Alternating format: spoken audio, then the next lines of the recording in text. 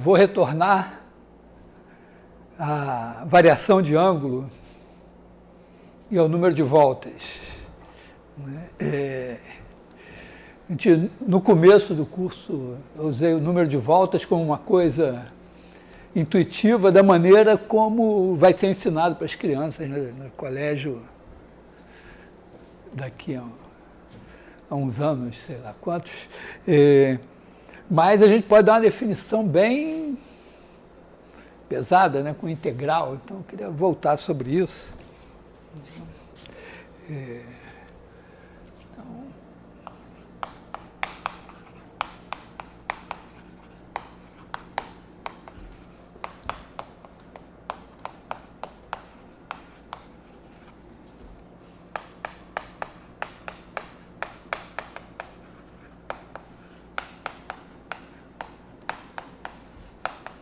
Aliás, o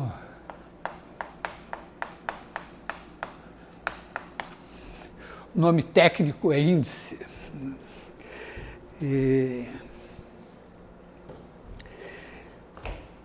Então, eu vou retomar a definição e tentar demonstrar algumas coisas que a gente assumiu meio intuitivamente, né? Tem várias maneiras de chegar à fórmula do número de voltas, mas eu realmente gosto dessa daqui, né? Você tem a origem aqui, vou falar da variação de ângulo, né? Então você tem uma curva,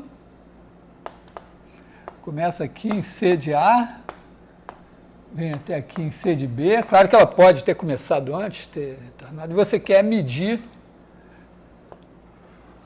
esse ângulo aqui. E eu vou pensar da seguinte maneira, eu pego o círculo unitário e vou olhar para esse comprimento dessa projeção aqui.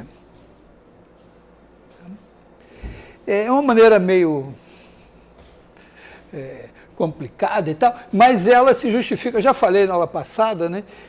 Quando você tem no espaço, você tem a origem assim, você tem uma superfície, Gauss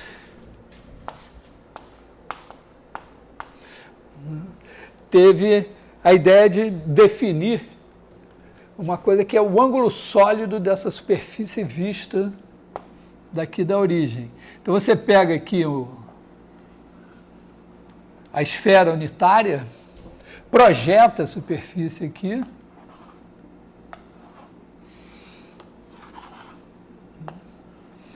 tem esses caras aqui, aí você tem uma projeção aqui assim, sobre a esfera, e a ideia dele é que o ângulo sólido visto daqui é essa área aqui assim. E depois isso pode ser generalizado, você pode pensar em Rn, ter a esfera unitária de Rn, que tem dimensão n-1, e ter uma superfície n-1 dimensional, uma variedade em Rn, e projetar aqui também e medir essa área de alguma maneira. Então, eu estou tendo em mente, porque a gente podia pensar no arco-seno, no arco-cosseno, dar um jeitinho, tem como fazer, mas depois pode ficar mais difícil.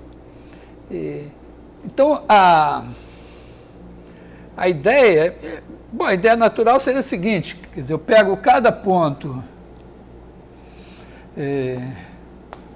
C de T e defino aqui o ponteiro, né? É o U de T. Então, U de T é igual a 1 sobre norma de C de T, C de T. Claro que a gente está admitindo que a curva C não passa pela origem.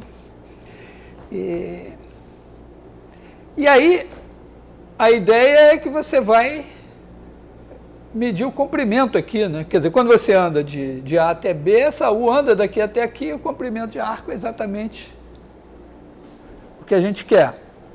Então, já comentei isso, né? A primeira ideia seria fazer a integral de A até B da norma do vetor velocidade dessa curva aqui. Mas tem um problema, porque eventualmente, né, a gente pode depois continuar para cá. E quando você integra a norma do vetor velocidade, você não tem a variação do espaço, você tem o espaço percorrido, não importa se você anda para frente, para trás, para o lado. Né? Então, teria um problema, porque o cara vem aqui, recua e você vai continuar contando o ângulo positivamente quando devia contar negativamente. Então, a ideia que eu falei é dizer, bom, você vai pegar o vetor velocidade aqui, né? Vou desenhar ele aqui assim, né? O ponto de t, que é um vetor perpendicular aqui,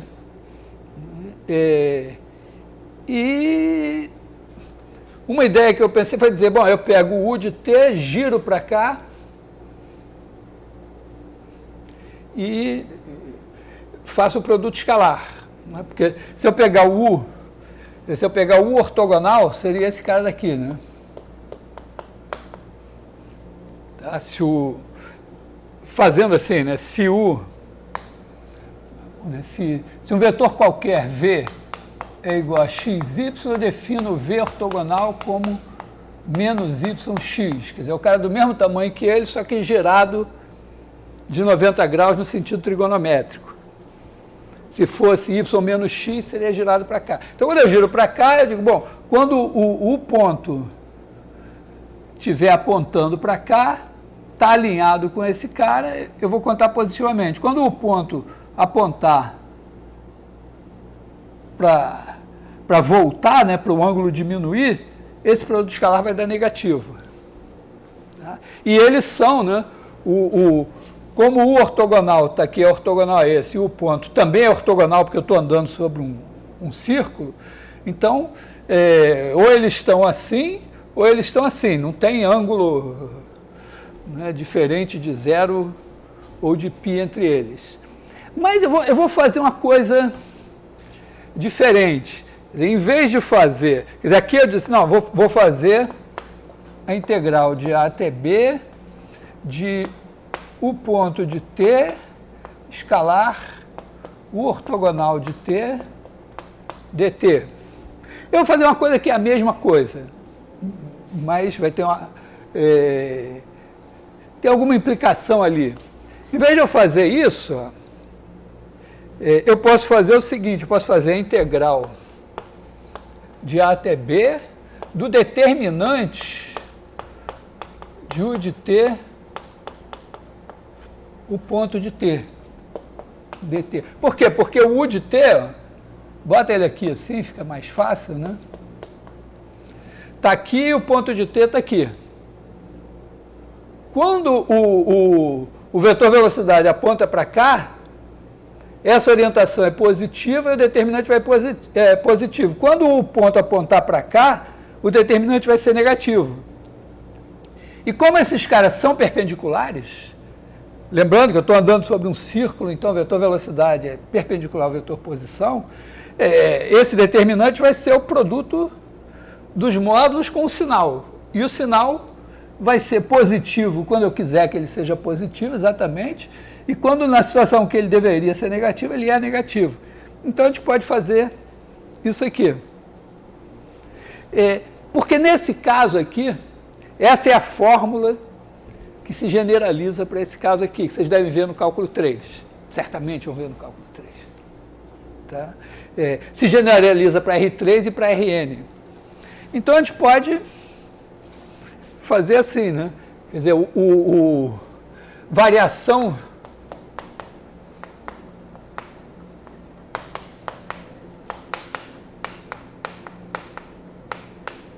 de ângulo vai ser integral de A até B do determinante de U de t, o ponto de t, dt. Claro que tem a parte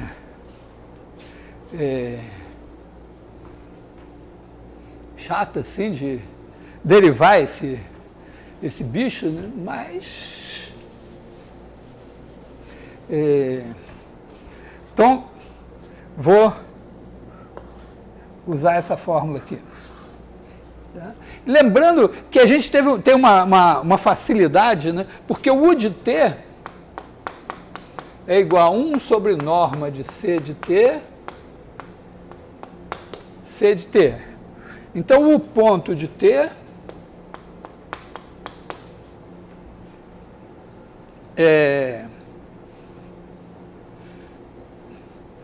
vamos dizer, é 1 norma de C de T,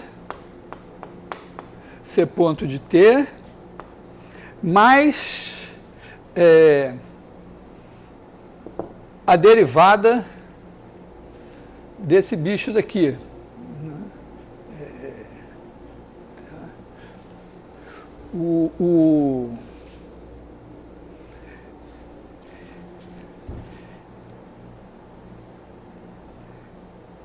Mais, vou botar mais alguma coisa aqui. Bom, vamos fazer a conta, né? Seria menos 1 sobre norma de C de T ao quadrado, mais 1 sobre norma de C de T ao quadrado. Aí a gente tem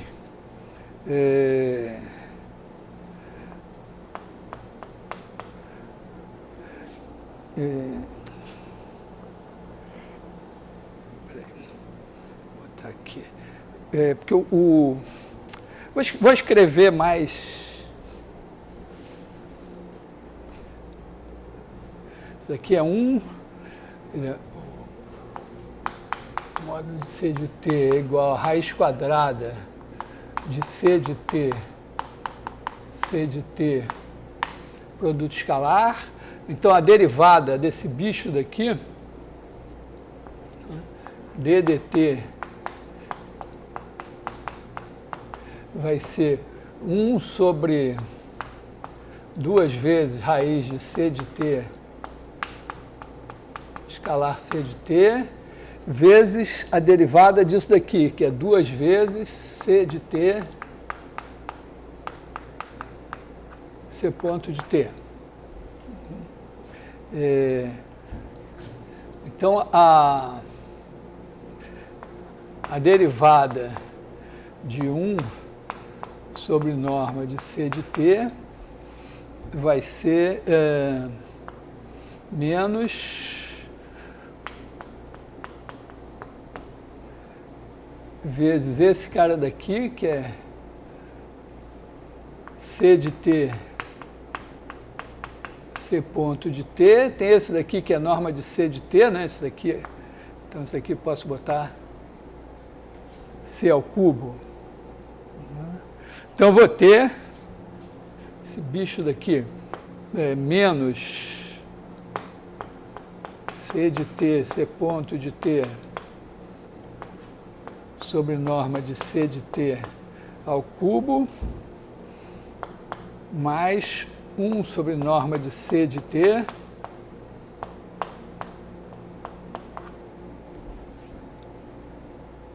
C dois pontos de T. Aliás, faltou aqui C ponto de T, né?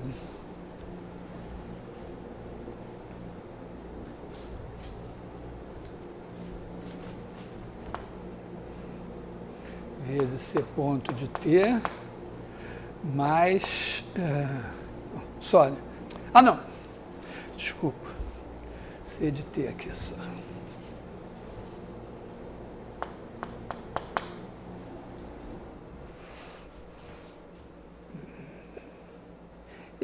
Repara que essa parte daqui, ó, eu nem precisava ter feito. É a mesma observação que eu fiz da outra vez, né? Porque, o que ia ser? Eu tenho que fazer a derivada desse vezes esse. Depois eu vou fazer o produto escalar com o U de T. Produto escalar não, determinante com o U de T. Acontece que C de T e U de T estão alinhados. Então, não importa o que desce aqui, esse negócio aqui podia ser... Isso aqui é a derivada em relação a T de 1 sobre norma de C de T. Eu não precisava nem ter calculado, deixava aqui, multiplicado por esse cara. Quando eu fizer o determinante, ó, o ponto de T com U de T, tem essa parte com U de T e essa parte com U de T. Essa parte com U de T vai dar zero. Então, na realidade, essa integral aqui, eu posso esquecer esse cara. Tá claro? Porque vai ser esse vezes a derivada desse, mais a derivada desse vezes esse. Eu podia até errar a conta aqui, não importa. Vai ser alguma coisa vezes esse cara daqui. Então, isso daqui vai ser integral de A até B de U de T, o determinante. Bom, aqui a gente pode botar 1 sobre... Vamos fazer assim. U de T, quem é U de T? É C de T sobre norma de C de T. Quem é o ponto de T? É C ponto de T sobre norma de C de T, dt. Então, esse cara daqui é a integral de A até B. Aqui vai ter norma de C de T ao quadrado, que vai ficar no denominador, e o determinante desses dois. Então, se C de T for igual a X de T, Y de T, C ponto de T é igual a X ponto de T, Y ponto de T. E aí o determinante vai dar menos Y de T, X ponto de T, mais X de T, Y ponto de T. Aqui eu vou ter X de T ao quadrado mais Y de T ao quadrado dt. Que é a fórmula da variação de ângulo. Então, se eu pegar uma curva qualquer que não passa pela origem, fizer de A até B essa integral, eu vou ter exatamente a variação de ângulo medida pelo meu ponteiro aqui. Não tem erro. É isso. Quando andar para frente vai contar positivamente, quando andar para trás vai contar negativamente, e essa integral é o que importa aqui. Tá? Oi?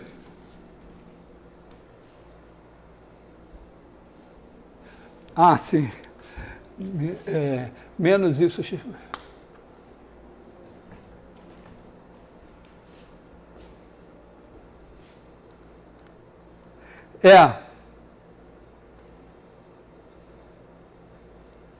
Não, justamente, o que vai acontecer? Quando você tem em R3, pensa só em R3, né? Em R3 você tem a superfície aqui, você parametriza a superfície, qual que é? Essa aqui mesmo, né? Você parametriza a superfície, você vai ter um vetor tangente aqui, outro vetor tangente aqui que vem da parametrização. Quando você projeta aqui, você vai ter os vetores tangentes correspondentes. E aí, a área, a ideia é o seguinte, quando você tem dois vetores e você quer saber a área entre eles, se você tiver um vetor perpendicular unitário, então essa área daqui, né, se você calcular o volume desse paralelogramo aqui, como ele tem, vai ser a área da base vezes a altura, mas a altura é 1. Então, o que você vai fazer? Você tem aqui, quando você projetou aqui na superfície da esfera, você tem o vetor unitário aqui, que é o vetor posição. Então, esse vetor aqui, que é o mesmo daqui, junto com esses dois aqui, formam um paralelepípedo, cujo volume é a área desse paralelogramo aqui. Entendeu? Em Rn vai ser assim, você vai ter uma superfície de dimensão n-1, então você vai ter n-1 vetores tangentes à superfície, e mais o vetor unitário normal. Na realidade, é mais legal ainda, porque você não vai precisar projetar. Você pode pegar esse unitário, fazer aqui direto e dizer, a projeção, ó, quando eu projetar esses caras, eu vou dividir pelo, aqui no caso, pelo quadrado dessa distância aqui. E você faz diretamente o produto escalar aqui. Como a gente está fazendo aqui, olha só que interessante. Ó. Aqui, ó, é a integral de A até B de 1 sobre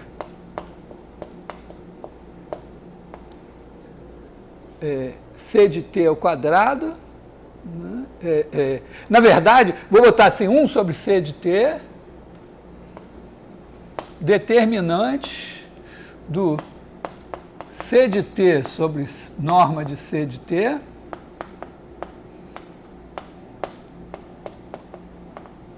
é como se você dissesse, eu nem preciso calcular nada aqui, ó, eu pego o vetor velocidade aqui,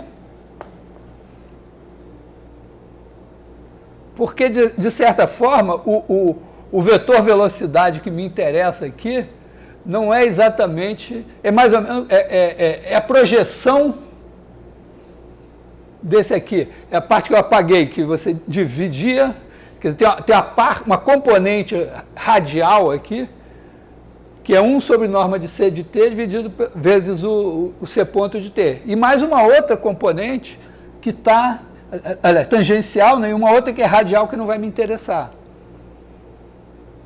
Então, a componente tangencial da velocidade vai, vamos dizer, vai vir aqui.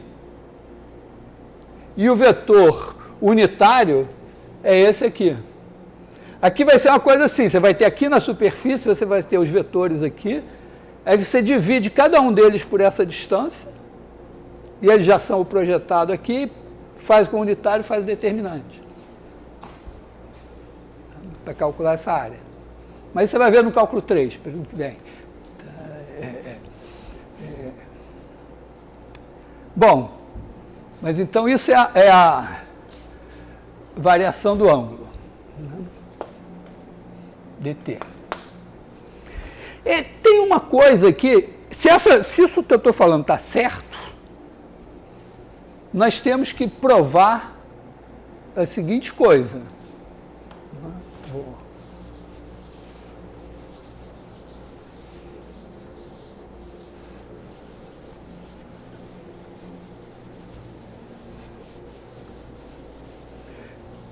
Imagina o seguinte, a gente tem uma curva, aliás, essa variação de ângulo que eu defini aqui, eu preciso que a curva tenha derivada. De preferência contínua, para eu não me preocupar com as integrais, se as integrais existem ou não. Então, a ideia aqui é curva C1. Né? Então, imagina que eu tenho uma curva C do intervalo I em R2 menos a origem. Não passa pela origem. Então, C de t é igual a x de t, y de t. Eu quero escrever C de t em coordenadas polares. Então, tem que ser uma coisa assim, né? Tem que ser R de t, cosseno θ de t, seno θ de t. Quer dizer, aqui eu vou ter as coordenadas cartesianas, está aqui a minha C de t, digamos que ela está andando assim, né? Então aqui eu tenho x de t, y de t, natural seria pensar assim, esse cara aqui é o θ de t, E aqui, esse cara aqui é o R de T. E se tudo der certo, eu vou conseguir fazer isso, fazendo o quê? Vou fazer R de T igual a raiz quadrada de x de t ao quadrado mais y de t ao quadrado, e θ de t vai ser o seguinte, eu vou escolher um t0 no intervalo, né? Vou escolher um t0 aqui, vou dizer, ó, aqui é o c de t0. Aí eu dou um ângulo para ele, né? E o θ de t vai ser igual a um certo θ0 mais integral de t0 a t da variação de ângulo, que é menos y x ponto, vou botar uma variável tal aqui, porque eu já estou usando t aqui, né?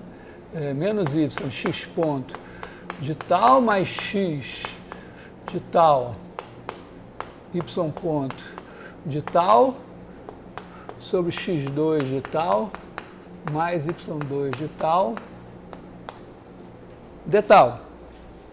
Onde, vamos dizer, t0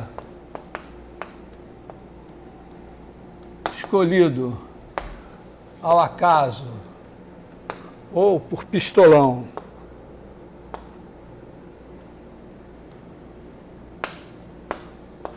ou por concurso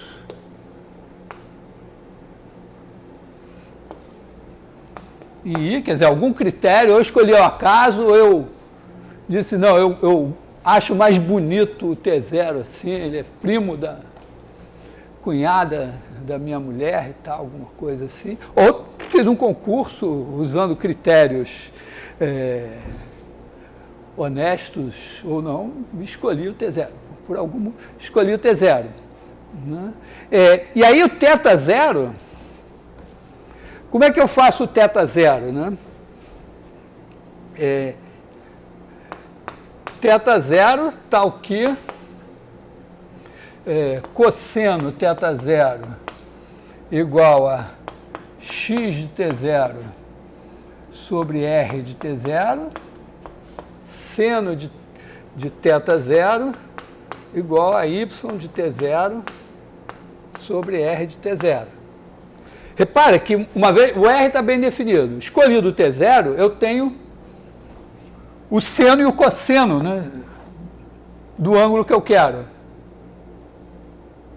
que são esses caras aqui. O quadrado desse mais o quadrado desse dá 1. Então, se eu tenho dois números reais, tais que a soma dos quadrados dá 1, eu posso achar um ângulo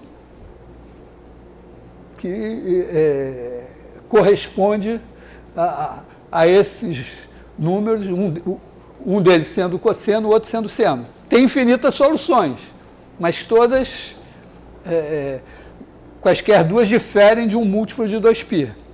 Tá? Então eu posso dizer, não, esse ângulo aqui, você está pensando aqui que ele é 70 graus, mas não, eu vou botar 70 graus menos, sei lá, 1.800 graus. Ficando claro, né, que grau é um número real representado pelo símbolo bolinha em cima, né, e, por definição, esse número aqui é igual a 180 graus, né, vamos dizer, a gente faz essa conta aqui, né, 180 graus é igual a π, portanto, grau é igual a π sobre 180. Então, esse númerozinho, ele é definido como π sobre 180. Assim, eu posso falar em graus, só não posso falar em radianos, porque radianos não existem. Grau não tem unidade. Ângulo não tem unidade, né? É número. Então, eu posso fazer isso.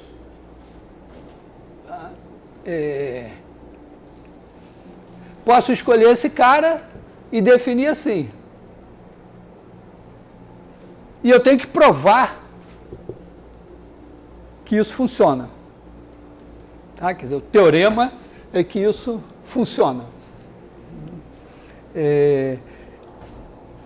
A gente pode ir na coragem e fazer a conta, mas talvez o mais razoável seja fazer o seguinte: você começa,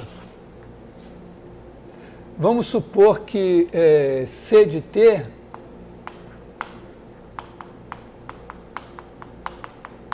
que norma de C de T igual a 1 para todo T. Significa que você tem x2, x de T ao quadrado mais y de T ao quadrado igual a 1. E aí você tem, ou seja, R de T igual a 1 para todo T.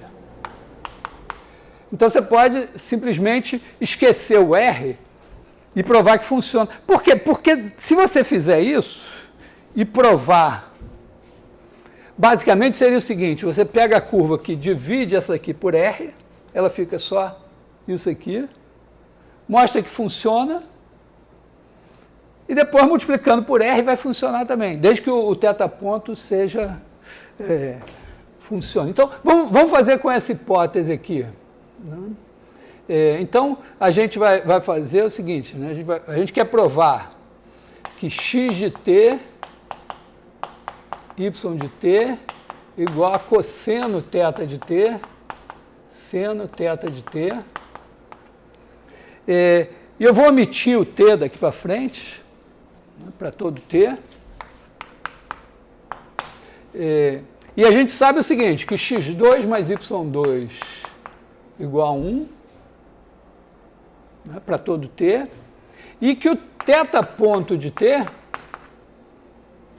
é dado por essa fórmula aqui, né, igual a menos y, quer dizer, o θ-ponto, vou botar assim também sem t, menos y x ponto mais x y ponto, para todo t.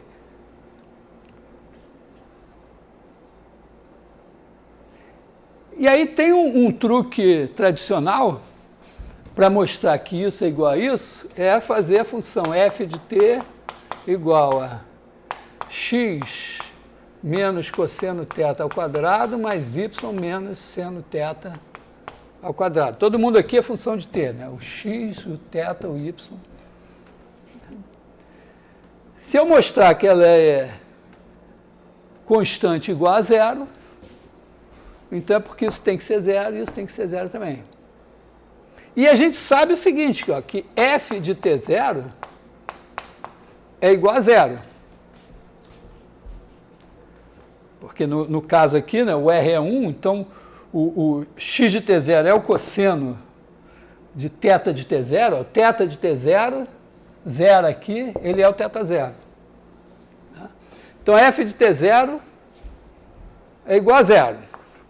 Então, a gente só tem que mostrar que f' de t igual a zero para todo t. E aí é uma questão de derivar e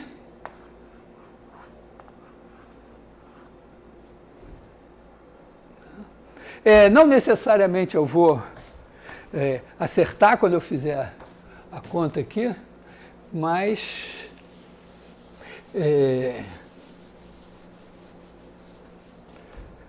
eu vou começar a fazer.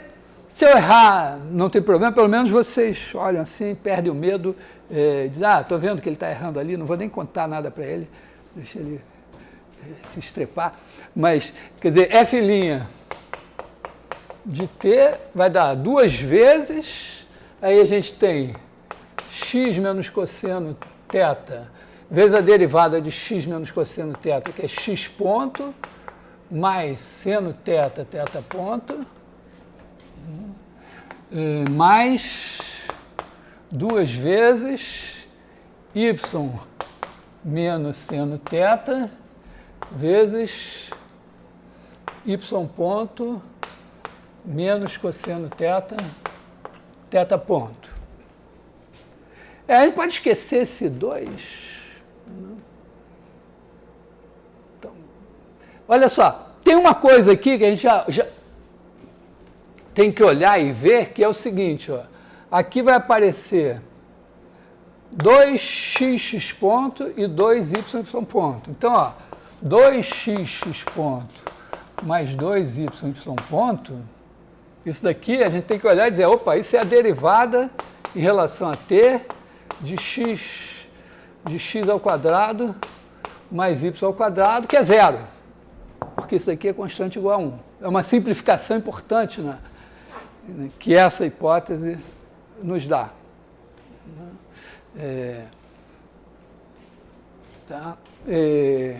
E o θ ponto a gente tem que botar esse bicho aqui. E tem que rezar, né? A gente tem que rezar para todos os senos e cossenos desaparecerem dessa história. Porque se ficar um seno, um cosseno, eu não vou saber o que eu faço com ele. Tá? Então aqui, isso vai me dar, vamos dizer, eu tenho, acho que eu vou tirar o 2, né? Então, f' de t sobre 2 é isso daqui. Então, o x ponto eu já esqueci. Então, eu vou ter x seno θ. E o θ ponto é menos yx ponto mais xy ponto. Talvez eu devesse enxergar alguma coisa antes, né? Bom, aqui também tem um cara que vai sumir, né? Esse cosseno θ, seno θ, θ ponto com sinal menos aqui, o seno θ, cosseno θ, θ ponto aqui vai sumir. Né? Então eu faço esse com esse já sumiu, esse com esse sumiu,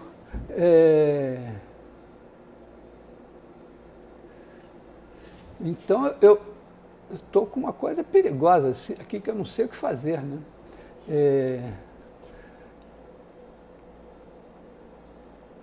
Bom, vamos ver, né? Menos cosseno θ x ponto mais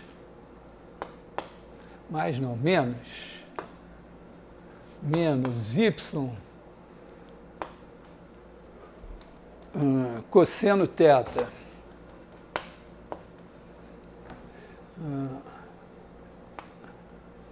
sei se eu deixo o θ ponto. Bom, vou deixar aqui menos y x ponto mais xy ponto.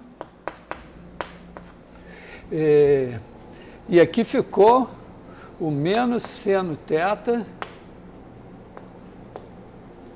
y ponto. Ai.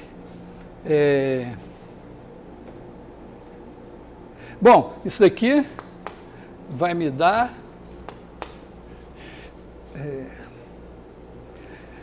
tem que botar aqui seno θ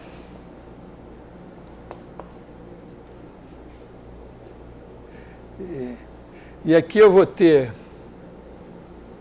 multiplicando menos yx ponto mais x2 y ponto menos y ponto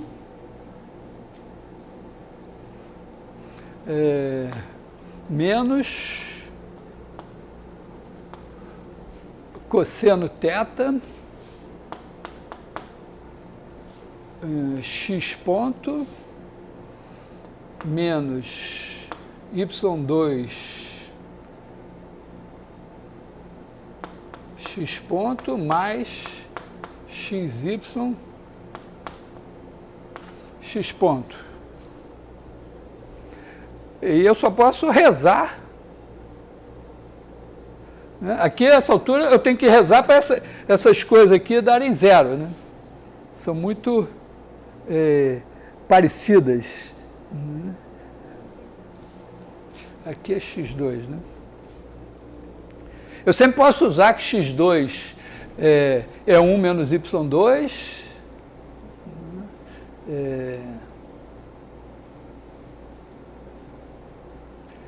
tá? Quer dizer, aqui 1 menos y2, y ponto, 1 y ponto corta com esse daqui, aqui com sorte vai ser a mesma coisa, e aqui eu tenho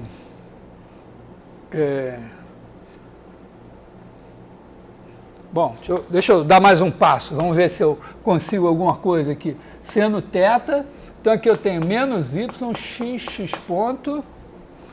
Esse x2 eu substituo por 1 menos y2, aí o 1 y ponto corta com esse cara daqui, então fica aqui menos y2 y ponto.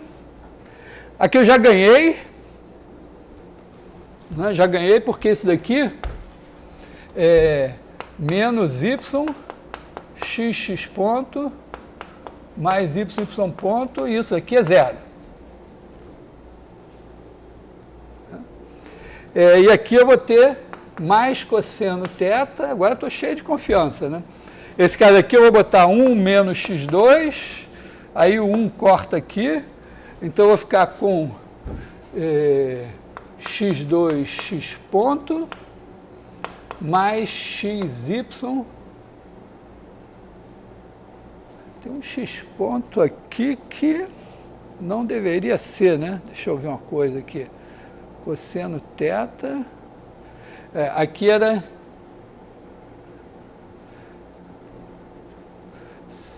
cosseno θ x ponto menos y2 x ponto mais xy y ponto. Né? Quando a gente está com aquela fé em Deus, a gente vê um negócio que não vai dar certo e diz, não, Deus não ia fazer isso comigo. Então tinha um erro ali. Bom, então aqui a gente tem cosseno θ, xy, y ponto, e aqui a mesma coisa, né? Quer dizer, isso daqui é x ponto mais y ponto, e esse cara daqui é zero. Então, a derivada é zero. Tá? Possivelmente seja mais... Vamos dizer, às vezes a gente não abrindo em coordenadas assim, às vezes deve ter coisas mais simples de enxergar aqui, que essa derivada é zero. Tá?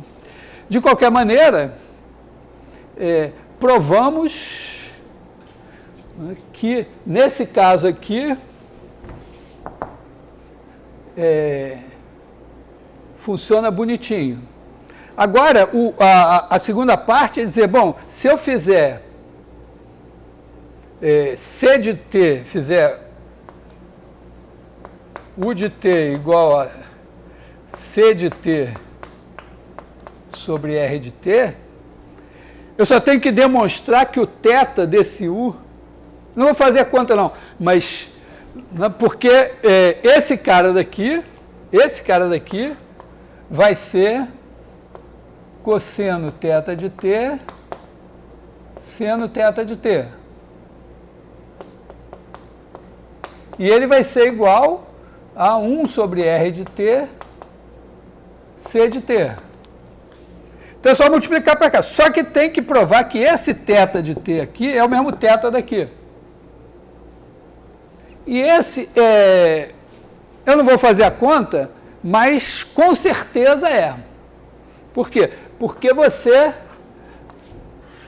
está aqui o C de t, o θ do C de t está sendo obtido projetando aqui.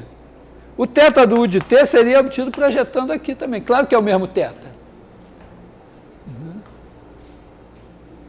Tá? Então, porque aqui eu provei que funciona. Quando eu mudo essa curva aqui dividindo por R, para ficar com uma curva que tem que tem norma 1, eu sei que vale.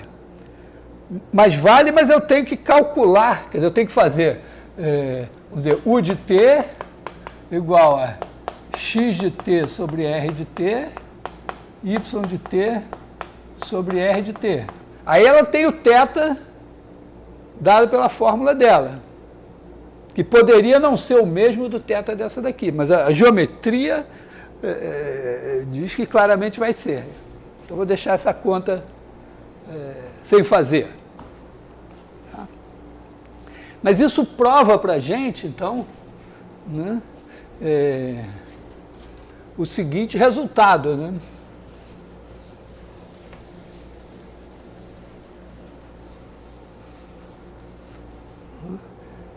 Vamos botar assim, vamos chamar de teorema, né? Teorema. Se C é de classe C1, quer dizer, tem derivada contínua, então,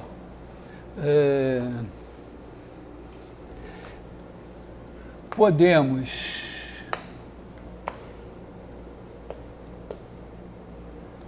escrever, quer dizer, então podemos não, então existem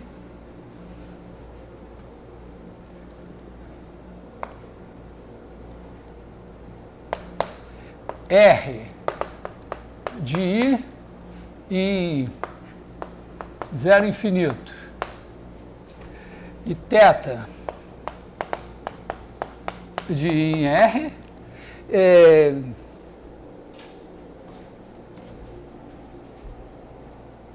que são de classe C1 também.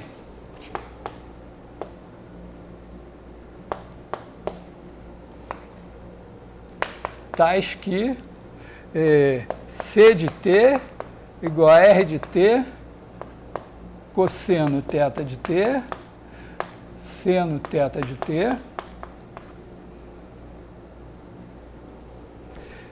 com, nós ainda sabemos o seguinte, né? R de t igual a raiz quadrada de x de t ao quadrado mais y de t ao quadrado. Só tem essa escolha. Tá certo? Se você calcular a norma de C de t aqui, vai dar R de t. Então, só tem essa escolha. E θ ponto de t igual a menos y de t x ponto de t mais x de t y ponto de t sobre x de t ao quadrado mais y de t ao quadrado. Para todo t.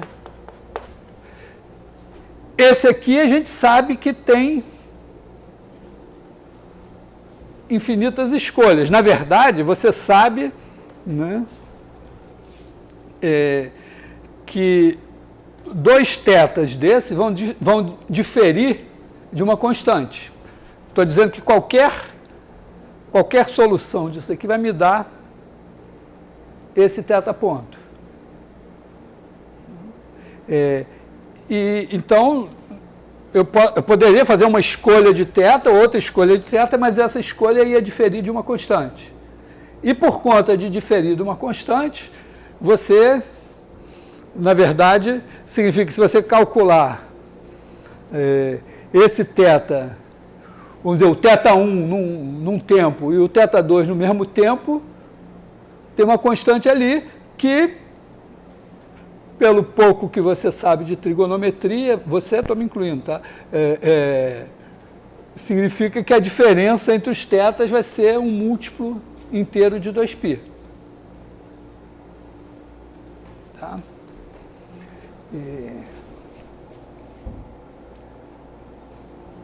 Bom, muito bem. Então,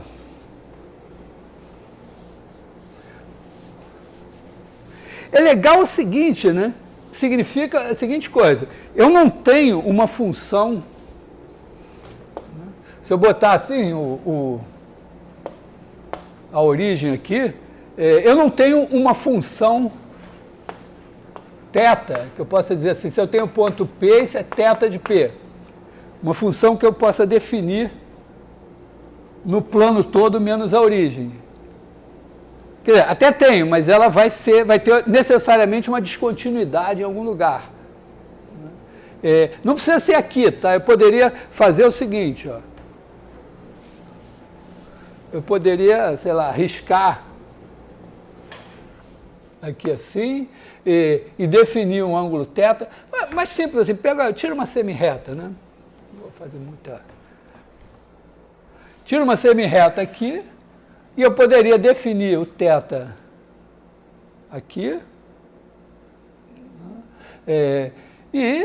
Só que quando vamos dizer, se eu definir aqui um certo valor de θ, se eu der uma volta e vou chegar aqui, eu vou voltar defasado de 2π. Tá? Porque eu vou avançando, significa o seguinte, eu defino, o θ aqui é π sobre 4. Aí eu estou aumentando, sempre aumentando, e chego no mesmo ponto.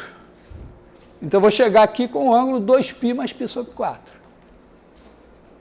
Não tem como evitar isso. Então, não tem uma função ângulo global. Isso vai dar... É muito bom, né? É uma coisa ruim, vamos dizer, o logaritmo complexo vai ter um problema, né? Várias coisas vão ter problema, mas, em compensação, ele vai ter também... várias coisas legais por conta disso.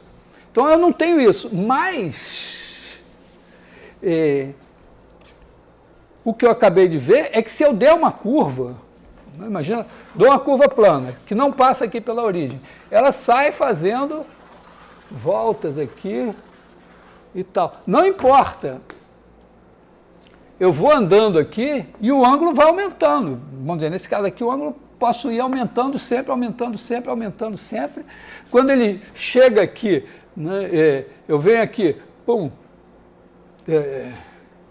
onde é que eu fecho a primeira volta? Fecho a primeira volta aqui, esse ângulo chega mais 2π. Aí eu faço aqui, fecho a minha segunda volta aqui. Não era isso, né? Bom, mas não importa. Cada vez que eu fecho, vamos ver, eu venho assim, pum. Aí fechei aqui a minha primeira volta. Então, o ângulo que era aqui, volta mais 2π. Aí eu continuo, volto aqui, volta mais 4π em relação a esse. Aí eu vou aqui assim, mais 6π. Vou de novo, mais 8π aqui. Não tem problema, porque o ângulo está sendo dado como função do tempo. Então, eu até posso voltar no mesmo ponto. É o mesmo ponto, mas é em tempos diferentes. Então, eu tenho o direito de ter ângulos diferentes em tempos diferentes. Tá? É um pouco assim como se você dissesse assim, não, tem o ponto aqui, mas esse ponto aqui é como se você dissesse, não, mas a curva tem o tempo aqui, a linha do tempo aqui. Então, a curva está chegando aqui no mesmo ponto, mas num tempo diferente. Então, é como se fosse, pensando o tempo, como se ela, no espaço-tempo, você não fechou, porque você voltou ao mesmo ponto, mas em outro tempo. Bom, em particular, né, se você tem o seguinte, né, se C de AB em R2 menos a origem é C1 e fechada, significa que C de B é igual a C de A. Então, está aqui a origem, você fez e fechou aqui. C de A, C de B. Então, a variação de ângulo tem que ser um múltiplo inteiro de 2π. Então, a integral de A até B, vamos fazer assim, 1 sobre 2π, integral de A até B, de menos yx ponto, mais xy ponto, sobre x2 mais y2, dt é um número inteiro. Aqui eu estou sempre fazendo positivo, mas pode fazer assim e ser negativo. E esse cara, né, esse cara daqui, eu costumo chamar de N de CO, também de N de C só, mas o nome técnico é índice de C em relação à origem, né, ao 0, 0. Dá para fazer o índice em relação a um ponto qualquer, né? Quer dizer, se você pegar um ponto P0 aqui, tem a curva C, você olha para esse, né, esse aqui é o C de T, aí você pode olhar aqui para C de T menos P0. E aí, se você fizer o índice de C de T menos P0 que, em relação à origem, vai dar, quer dizer, o índice, vamos dizer, nota de pé de página, né? Se C de AB vai em R2 menos um certo ponto P0, vou fazer, fazer aqui do lado, né?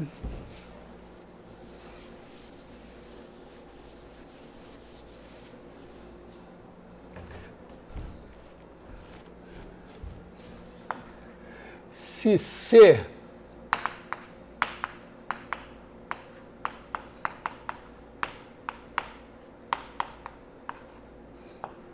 é C1 e fechada,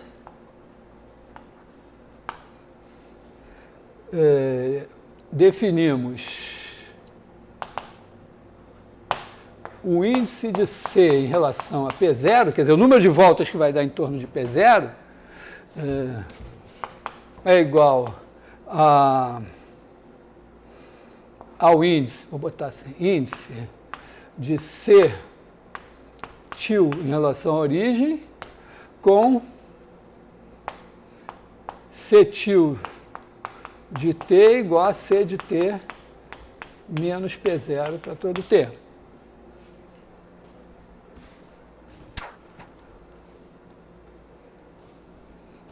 Tá? Então, você pode definir o índice em relação a um ponto qualquer.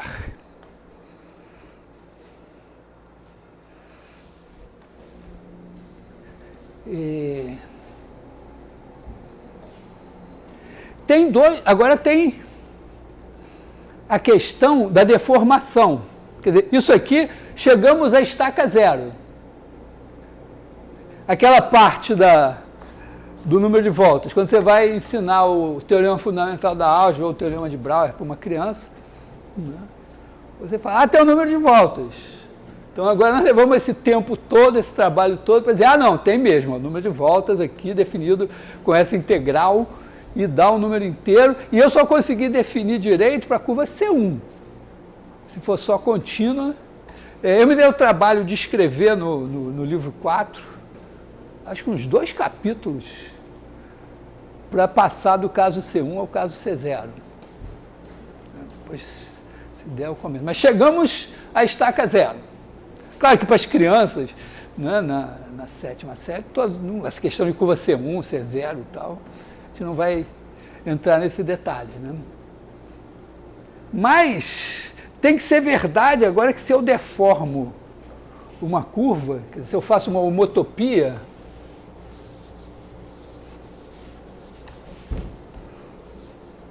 o que é uma homotopia?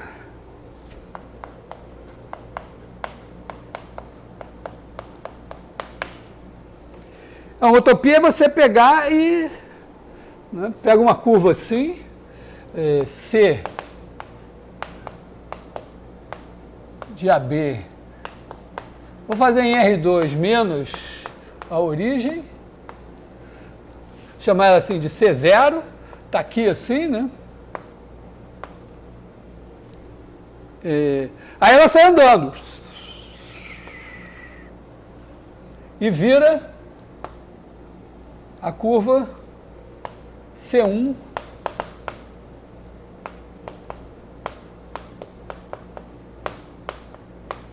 Vou botar a origem só com 0 aqui. Tá? Aliás, isso é uma ideia que não precisa ser no plano, nem no plano menos a origem. Né? Tá? Uma ideia super legal. Você tem uma curva, também pode ser a superfície, um objeto, não, uma personagem de um vídeo qualquer, né? E aí vai se deformando até virar outra coisa. Geralmente nos filmes de terror, né, tem aquela pessoa linda, maravilhosa, e de repente se deforma e vira um monstro. Né? Ou nos desenhos japoneses, agora, coisa assim. Bom, mas a ideia é essa daqui. Basicamente, né, então você tem que ter uma função h vou botar assim, de 0, 1, no conjunto das curvas, que a cada S vai me associar uma curva CS, e quando S for 0 vai ser C0, quando S for 1 vai ser C1. E esse negócio aqui, essa H contínua, né?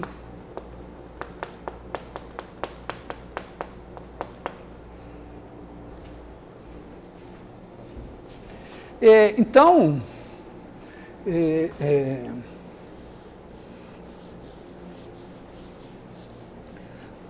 bom, meio assim eu posso pensar o seguinte, eu estou interessado em demonstrar a seguinte coisa, eu tenho aqui a origem, aí eu tenho uma curva aqui, que está aqui dando 2 voltas, né? Então aqui tem a curva C0, o número de voltas de C0 é igual a 2. Aí eu deformo essa curva um pouquinho, né? Saio andando com ela sem passar pela origem. Aí eu, por exemplo, posso fazer uma coisa assim, ó. Vou desenhar aqui. Supõe que esse aqui é um círculo unitário. Aí supõe que a C0 é um elástico. Tirei o elástico do meu cabelo e consegui deixar assim nessa posição com um monte de preguinhos que eu coloquei aqui no quadro, de maneira que o elástico ficou nessa posição. Aí eu fiz um dispositivo que, de repente, todos os preguinhos saltam e a minha curva C0 se deforma e vem parar numa curva aqui, que é esse círculo percorrido 2 vezes.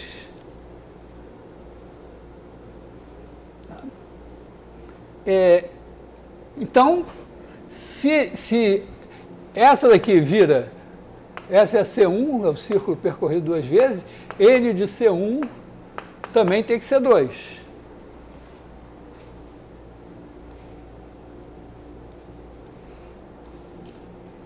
Eu tenho um truque básico para fazer isso, olha só. Eu vou considerar o meu conjunto das curvas. Quem é o conjunto das curvas? Conjunto das curvas que me interessam nesse caso.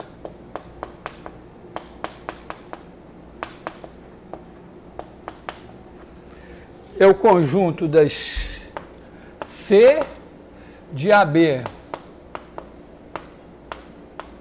em R2. Vou botar só o Ozinho para a origem, ou 0 do plano complexo, de classe C1, com C de B igual a C de A. Quer dizer, as curvas fechadas, estou dizendo, são curvas que não passam pela origem, têm derivada primeira contínua e são fechadas. Essas são as curvas que me interessam. Se eu não tivesse omitido o 0 aqui, isso seria até um espaço vetorial. Tá? Mas quando eu tirei, quer dizer, é assim, ó, se eu pegar todas as curvas de AB em R2, é um espaço vetorial. Todas as funções de AB em R2 é um espaço vetorial. Se eu pegar as contínuas, é um subespaço. Porque a soma de contínuas é contínua, o produto por escalar, que não seja variável, é contínua também. E se eu pegar as de classe C1, é outro subespaço. Se eu exigir C de B igual a C de A, quando eu somar duas curvas que têm o mesmo valor em A e B, eu vou ter uma curva que vai ter o mesmo valor em A e B. E se eu multiplicar por escalar também. O que estraga é que eu estou tirando o zero. Quer dizer, na verdade, eu vou ter um subconjunto desse espaço vetorial. Vai ser um subconjunto aberto até. Não é meio claro assim, se eu tirar o zero, as curvas que não passam em zero, tipo essa daqui, né? Se eu mexer um pouquinho nela, se eu pegar... Porque eu tenho uma distância que eu posso definir aqui. Assim, isso eu vou definir a distância.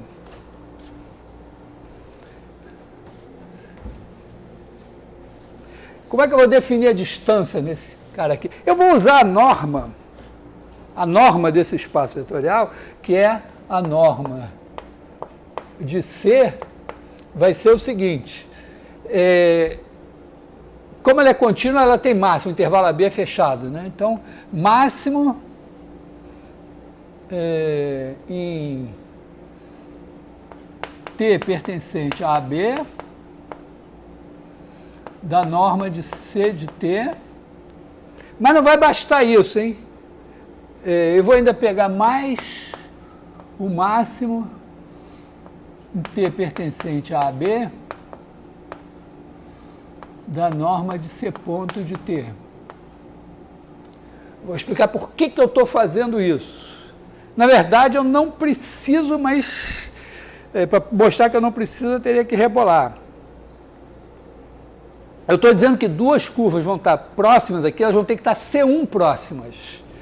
Eu digo quando as curvas as funções estão C1 próximas, é se elas estão próximas e as derivadas também. A gente sabe, né, que você tem assim, essa função constante e essa daqui está pertinho, mas as derivadas estão longe. Então você pode ter curvas C0 próximas que não estão C1 próximas. Por que eu quero C1 próximas? Porque eu vou definir, vamos chamar esse conjunto aqui de C. Eu vou definir a função n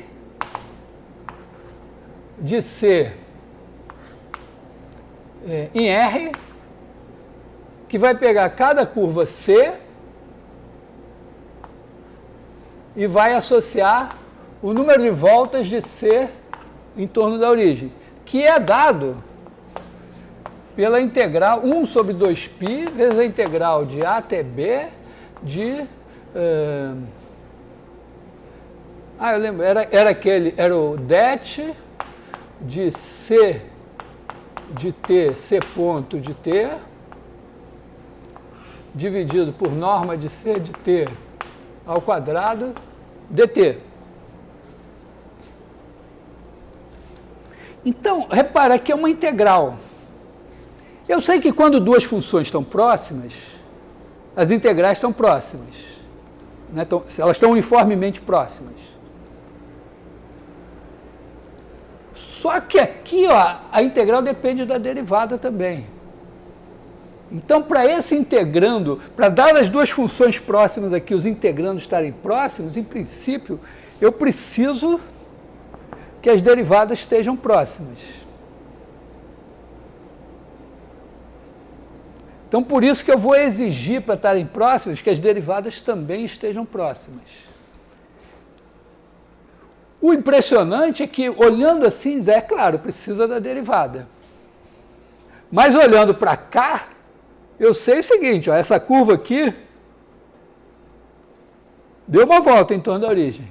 Se eu pegar uma outra curva fechada que esteja próxima dela, mesmo que ela faça assim, ó, também vai ter que dar uma volta em torno da origem, não tem erro. Então, eu sei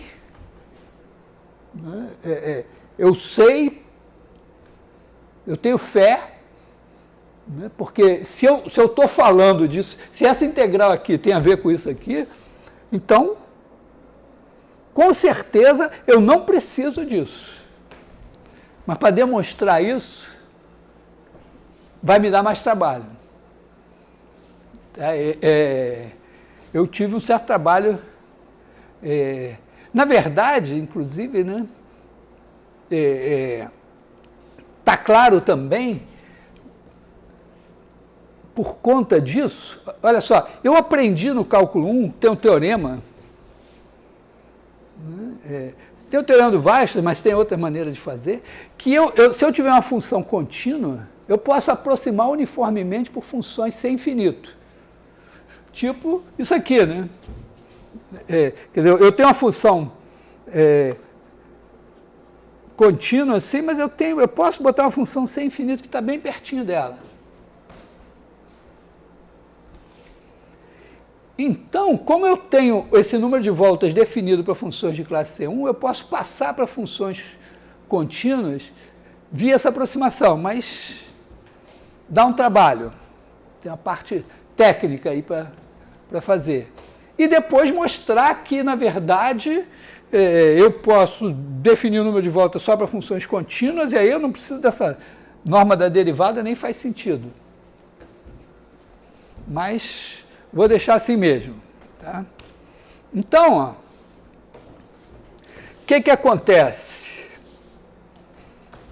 Agora eu defino uma H de 0,1. O 0,1 é só conveniência, né? Nesse conjunto C, então o que é H? E contínua. O que é H? Bom, eu tenho aqui a origem, tenho uma curva C0 aqui, que começa e termina aqui. E aí, para cada S entre 0 e 1, eu vou ter uma nova curva, que é um novo elemento desse cara, que vai ser uma curva fechada. E essa variação vai ser contínua. Contínua significa o quê? Que se eu der se eu pegar uma curva qualquer dessas aqui, der um epsilonzinho pequenininho, eu sei que tem um delta aqui, que se a diferença dos S correspondentes aqui for menor que delta, a distância entre as curvas vai ser menor que epsilon. E, portanto, o número de voltas vai ser o mesmo. Com essa definição. Quer dizer, não vai ser o mesmo só porque eu estou dizendo, está na cara que vai ser o mesmo. Eu uso a definição e digo, vai ser. Tá? Por que isso é importante? Por que é importante provar o óbvio nesse caso? Porque pensa só, imagina que eu vou fazer isso em R3 ou em Rn. Né? Eu pego assim, eu posso definir uma curva fechada, em vez de fazer C de A e C de B, eu podia pegar assim o círculo unitário e dizer uma curva fechada é uma função do círculo unitário em algum lugar. Por exemplo, em R2 menos a origem. Então, no espaço Rn, eu podia pegar uma esfera, pensa em R3, podia pegar uma esfera e dizer, agora eu vou fazer uma função da esfera em um subconjunto de R3. E vou deformar isso. E aí, será que tem um número de voltas que essa superfície queimada, essa superfície fechada dá em torno da origem? E se eu deformar continuamente, vai também não variar? E depois, se eu generalizar isso para Rn, onde eu já não enxergo mais nada, ou em outras... Então, eu começo entendendo esse caso daqui, e quando eu quiser generalizar para uma situação mais complexa, mais abstrata, eu tenho que me valer dessa intuição aqui, mas eu tenho que dizer, bom, as contas que eu faço são essas aqui, eu consigo fazer as mesmas contas lá em Rn ou em Cn, ou onde eu tiver numa variedade qualquer. Então, eu vou me preocupar em provar o óbvio. A questão aqui é a seguinte, né?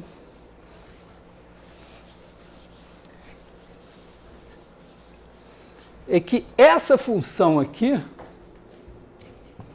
quer dizer, se essa função é contínua, significa que para S próximos, as funções, as curvas e as suas derivadas estão próximas. Portanto, essa integral aqui está próxima.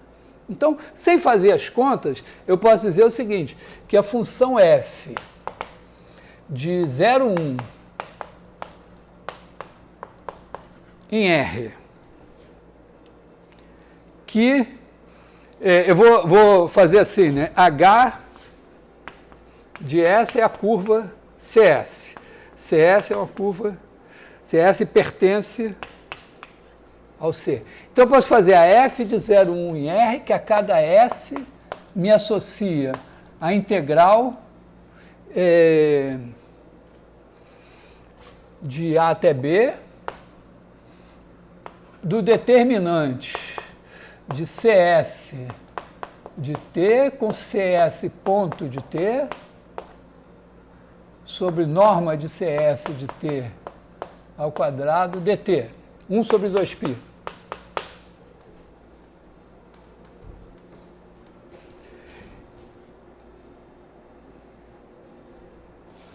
Essa H até pode ser definida assim como uma função de duas variáveis, tá?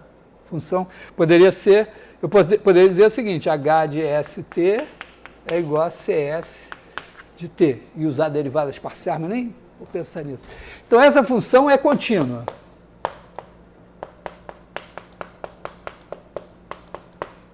Basicamente porque ela é uma composta de funções contínuas.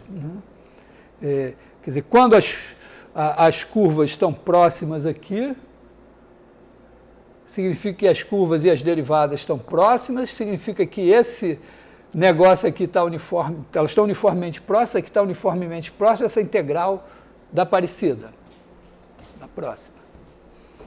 Então, essa é uma função contínua de 0,1 em R.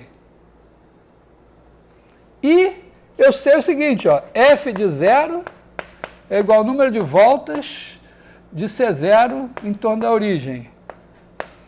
F de 1 é igual ao número de voltas de C1 em torno da origem. Só que esse número real aqui, eu sei que é um número inteiro. Isso aqui, na verdade, né, na verdade, eu sei que f de 0,1 está contido em z. Quer dizer, se eu calcular todos os índices de todas essas curvas aqui, todos vão ser números inteiros. Então, o teorema do valor intermediário. Eu tenho uma função contínua que tem um valor em 0, outro valor em 1. Ela tem que assumir todos os valores entre o valor em 0 e o valor em 1. Se forem dois números inteiros distintos, com a função só assume valores inteiros, é impossível. Então, certamente, f de 1 é igual a f de 0, teorema do valor intermediário. Ou seja, número de voltas de C1, 0, igual a número de voltas de C0, 0. Então, se eu fizer uma variação exigindo essa continuidade toda,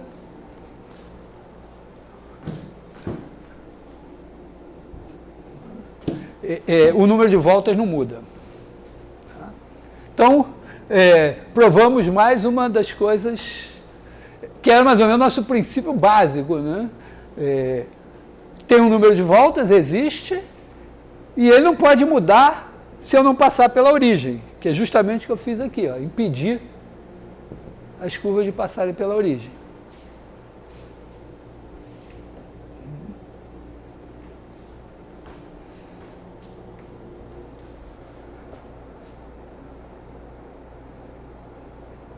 Bom, mas tem uma coisa que talvez seja menos óbvia.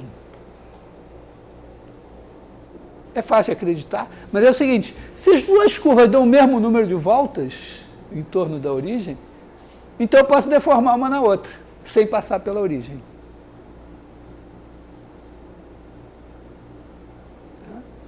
Então, agora vamos supor o seguinte.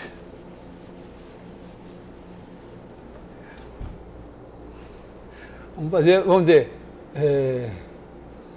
recíproca. C0 e C1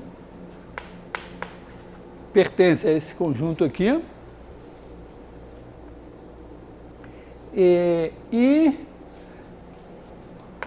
o número de voltas de C1 em relação à origem, vou botar o índice agora.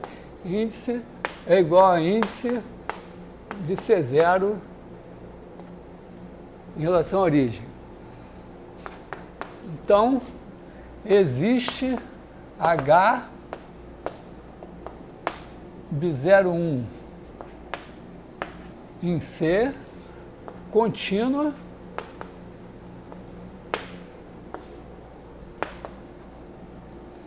H de 0 igual a C0 e H de 1 igual a C1. Aliás, olha só, vocês repararam a beleza dessa ideia de homotopia? Porque a gente está pensando uma curva, na verdade, né? É como se eu dissesse o seguinte,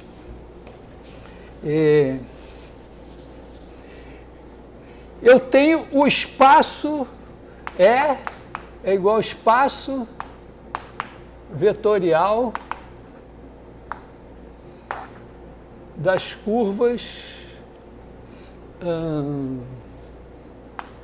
C1 em R2, né? Tá, C1 de AB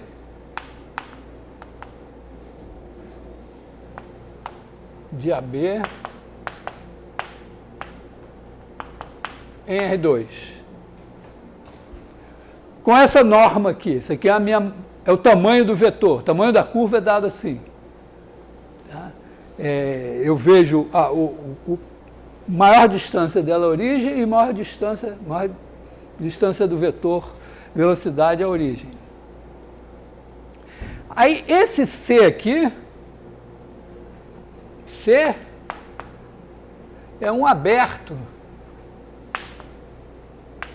em E. É como se fosse um conjunto aberto.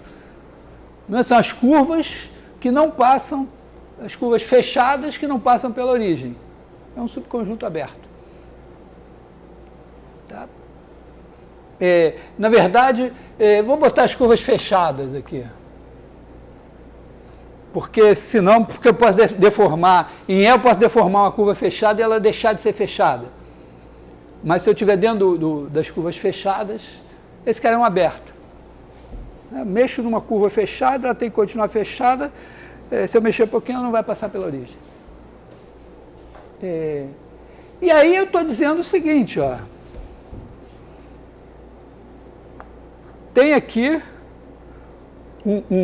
uma curva C0. Aqui tem a curva C1. Eu estou dizendo que esse aberto ele é dividido em componentes conexas. Tem a componente conexa das curvas que dão 0 voltas em torno da origem. E se eu pegar uma curva que dá 0 voltas em torno da origem, né? Aqui é a origem. Aqui a curva é um ponto, tá? Aqui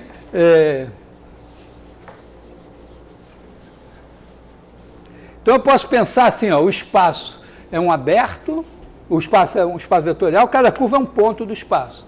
Mas olhando aqui, nota aqui a origem, eu tenho a curva C0 aqui, que dá 0 voltas em torno da origem. Eu tenho a curva C1 aqui, que também dá 0 voltas em torno da origem. Eu tenho como deformar uma na outra. Ou seja, existe um caminho contínuo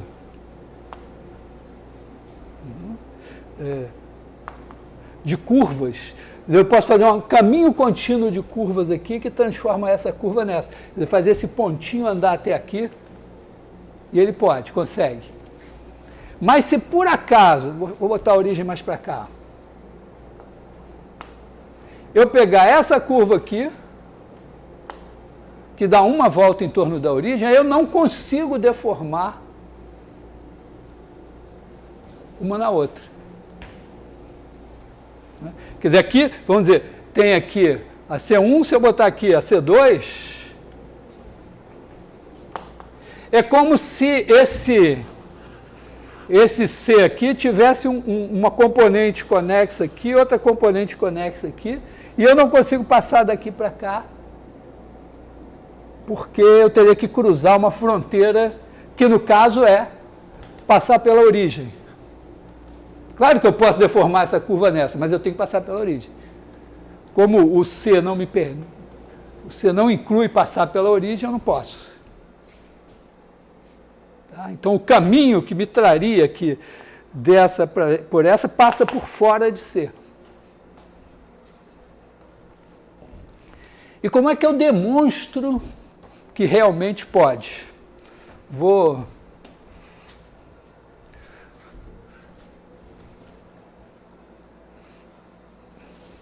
fazer, como é que eu demonstro que eu posso passar de uma curva para outra? Eu escrevo em coordenadas polares. Tá? Quer dizer, C0 de t é igual a R0 de t, cosseno θ0 de t, seno θ0 de t.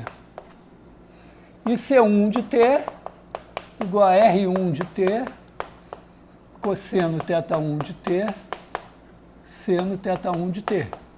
Eu sei que eu posso fazer isso. Provei hoje. Né?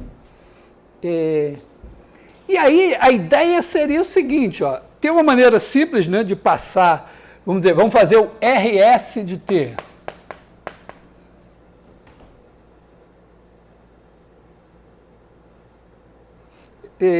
Primeiro vou fazer assim, como é que eu passo, vamos dizer, normalmente, se eu tivesse aqui, ó, no ponto x0 de t, y0 de t, dessa curva, aqui é a curva C0, e aí eu estou aqui no ponto x1 de t, y1 de t da curva C1. A maneira mais simples, né, é fazer assim, né? Quer dizer, aqui eu faço xs de t, ys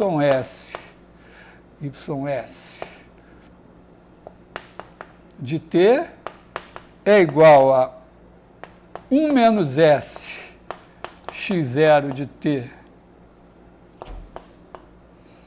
y0 de t, mais s x1 de t, y1 de t. Tá? Eu estou fazendo o segmento de reta que no tempo parametrizado por S, que no tempo 0, S igual a 0 está aqui, e vai andando e S igual a 1 está aqui. É a maneira mais simples, mais natural, mas que não funciona, porque a minha curva C0 é assim, a minha curva C1 é assim, e aqui está a origem. E, infelizmente, eu não tenho como garantir que isso não vai acontecer. Tá? Mas quando eu passo para coordenadas polares, eu consigo. Olha só que coisa interessante.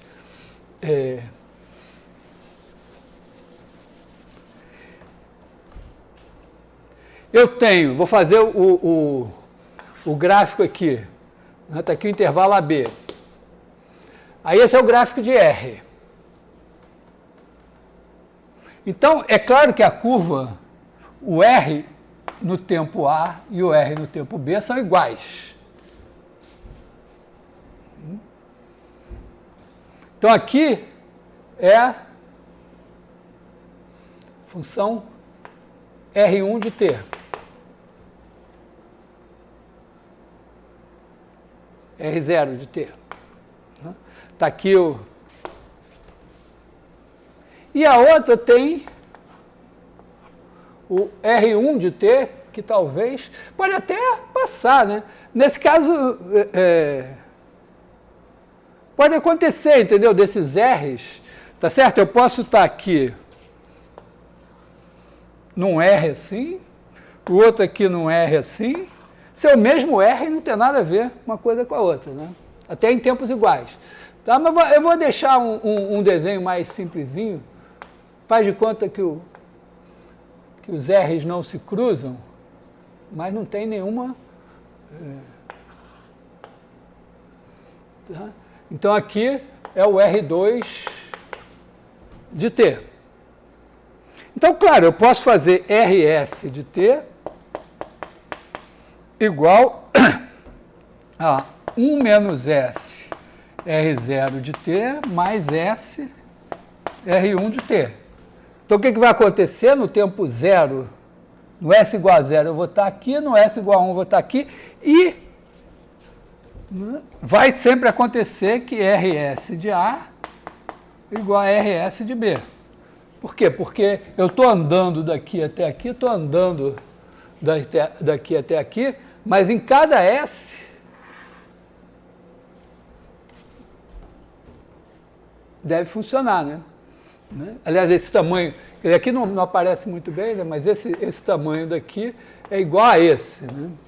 Então eu estou andando aqui e andando aqui em movimento retilíneo uniforme e os R estão sempre iguais, que é uma condição fundamental aqui. Agora, o que acontece com os tetas?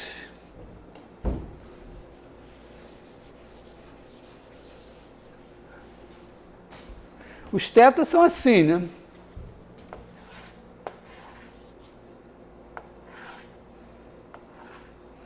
A, B, aí aqui vai ser a C0. A C0 faz um teta aqui assim e tal, mas ele chega aqui. Né? Esse aqui é o teta 0 de A, esse é o teta 0 de B. E a outra, né, começa aqui assim e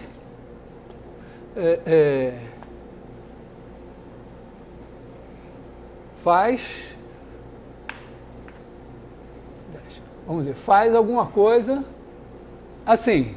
Então aqui é o teta 1 de A, aqui é o teta 1 de B.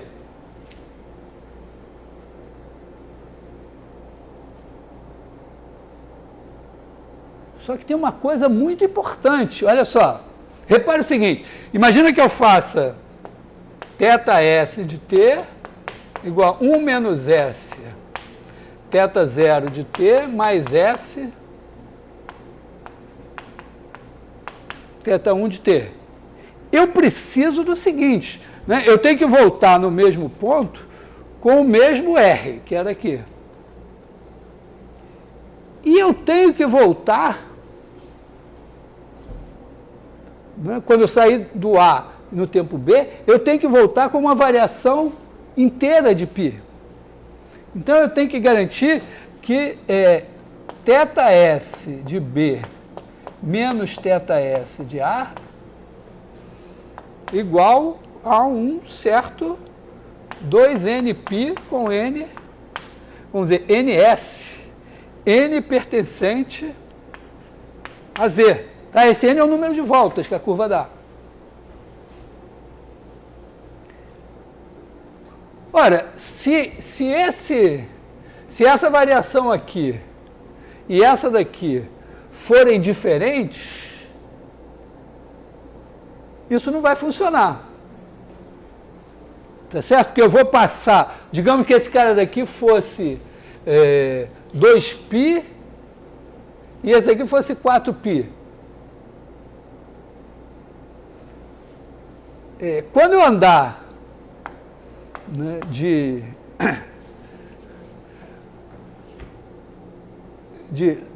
0, vamos dizer, de 0 a 2π aqui e de, sei lá, um ângulo θ0 a θ0 mais 4π aqui, eu não vou conseguir manter a diferença entre o daqui e o daqui sempre um múltiplo de 2π. Mas acontece que eu estou fazendo a hipótese que o número de voltas de C1 em torno da origem, quer dizer, que o índice de C1 em torno da origem e o índice de C0 em torno da origem são iguais. E o índice é o quê? É esse cara daqui, dividido por 2π. Então, na verdade, né, eu sei que o que vai acontecer? Quem é θ S de B menos θ S de A? É igual a 1 menos S θ0 de B mais S θ1 de B menos 1 menos S θ0 de A menos S θ1 de A. Ora, você bota o 1 menos S em evidência e esse número daqui é igual a esse. Então, digamos, esse daqui é N, esse aqui também é N. Então, aqui vai dar N vezes 2π, aqui também.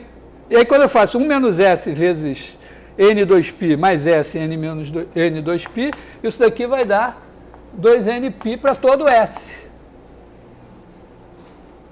Então, na hora que eu fizer o ângulo daqui, andar daqui até aqui, na verdade, então, essa coisa tem que ser assim, né? Se aqui tem um tamanho, aqui tem que ter o mesmo tamanho, porque essa diferença aqui é igual a essa. Então, quando eu andar aqui e andar aqui, sempre a diferença daqui, desse ângulo para esse daqui, vai ser 2Nπ. Então, a minha curva vai ser sempre fechada. Porque o que aconteceria se eu fizesse isso aqui sem ser a mesma coisa? A curva quebrava.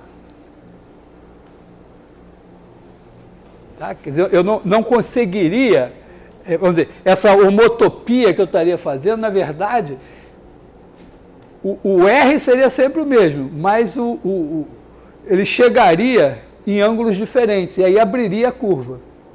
E aí pode passar pela origem, pode fazer o que quiser. Porque aqui, ó, fazendo assim, como esse R aqui não passa pela origem, é claro que essa curva CS definida assim, com esse RS, com esse θS, ela nunca passa pela origem, porque o R não é zero. Mas se não tiver essa hipótese aqui, ela não vai ser sempre fechada. Então, eu poderia deformar uma curva assim, que não passa pela origem, numa que passa pela origem, porque eu abro ela, passo, e tudo bem. Depois fecho. Então, eu já tinha provado que se eu deformo uma na outra continuamente, elas têm o mesmo índice. Agora eu estou provando que se elas têm o mesmo índice, eu deformo uma na outra continuamente. E é C1, né? Porque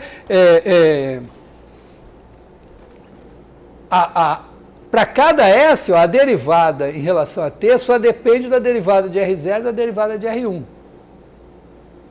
E a derivada de θ também.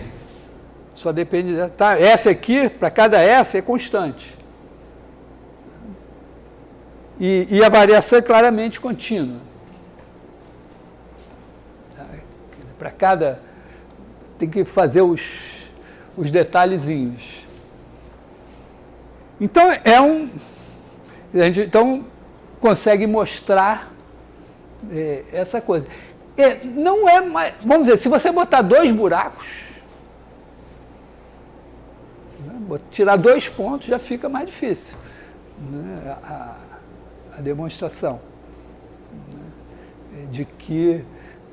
será que realmente... Estou dizendo o seguinte, ó, se eu tenho uma curva aqui, tirei 2 pontos, agora eu pego uma curva assim, Aí ela tem o índice 1 em relação a esse ponto e menos 1 em relação a esse. Será que toda curva que eu fizer com índice 1 e menos 1, eu posso deformar uma na outra? Não é, já não é tão evidente assim, né? E depois botar N pontos, né? Então você começa a ter que pensar um pouco mais. Mas, então, aqui eu estou mostrando assim que a gente coloca definições precisas e pode fazer demonstrações precisas. Esse método aqui, né, mostra um pouco, né, que eu posso deformar uma curva. Por exemplo, imagina que eu tenho uma curva e outra assim. Que sejam as duas C1, mas não estejam C1 próximas, quer dizer, a derivada aqui é diferente. Mas esse argumento aqui vai funcionar.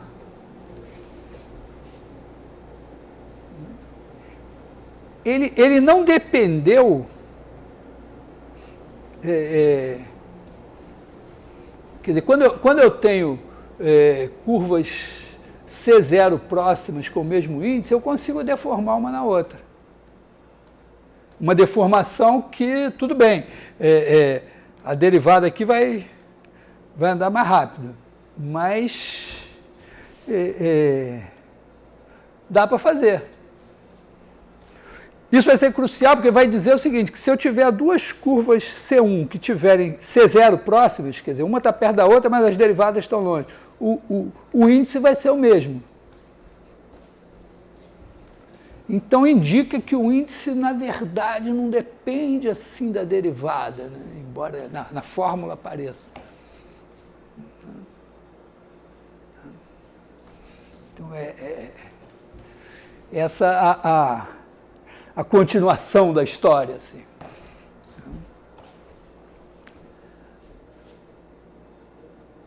Bom, acho que eu vou ficar por aqui, assim. É claro que no livro eu fiz mais detalhes, passei para o caso de curvas contínuas e tudo e tal. Se tiver curiosidade da técnica do negócio, né? Basicamente, a técnica... Tem uma técnica fundamental para você aproximar uma coisa contínua por uma coisa diferenciável, que é chamada média móvel.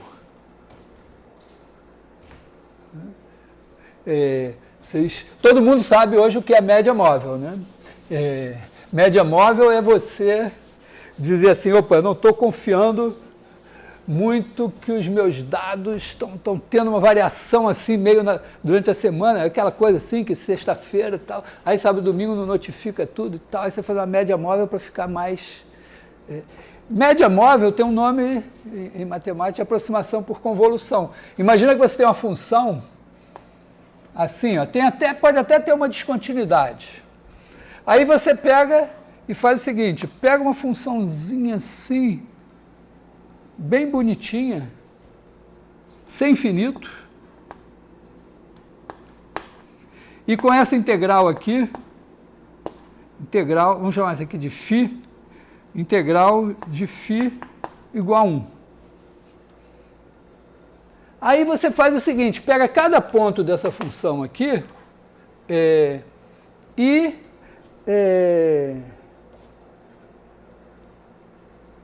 substitui o valor da função nesse ponto, você pega a φ e bota aqui assim, ó. A φ é o peso da média móvel. Então você traz a φ para cá, desloca ela, e multiplica por essa daqui e integra. Como ela é zero aqui, ó, esses pontos que estão aqui para cá e para cá, não vão influir na integral. Então, o que você vai fazer? Você vai tirar uma média dos valores da sua função perto desse ponto. E ela é ponderada de maneira que, quando você faz isso, você suaviza a função. O melhor é olhar aqui, ó. Você olha nesse ponto aqui e você faz uma média assim. Então, o fato desses caras daqui serem maiores e esses menores não vai ser suficiente. Quer dizer, quando você fizer a média aqui, assim, você vai fazer uma coisa que vai ficar assim. Quer dizer, a média, se você chegar esse cara um pouco para o lado para calcular esse, um pouco para o lado para calcular esse, quando você... Essa daqui seria a função obtida fazendo em cada ponto, botando a função dos pesos centrada naquele ponto. Então, você aproxima a sua função, ela perde o salto. E onde ela não é derivável, ela começa a ser derivável.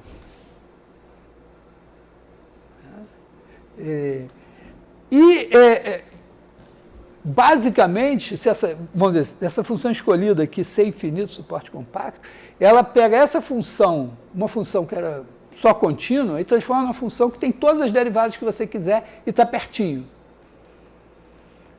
Então, a maneira mais simples que o teorema de aproximação de Weierstrass, de certa forma, de dizer, olha, eu tenho a função, dentro desse risco aqui, tem uma função que é toda assim, mas eu tenho perto dela, dentro desse risco, também uma função de classe C infinito. E esse é um mecanismo para você transferir coisas que você faz usando derivadas para situações em que você não tem derivadas. Coisas... esse caso do número de voltas é bem característico.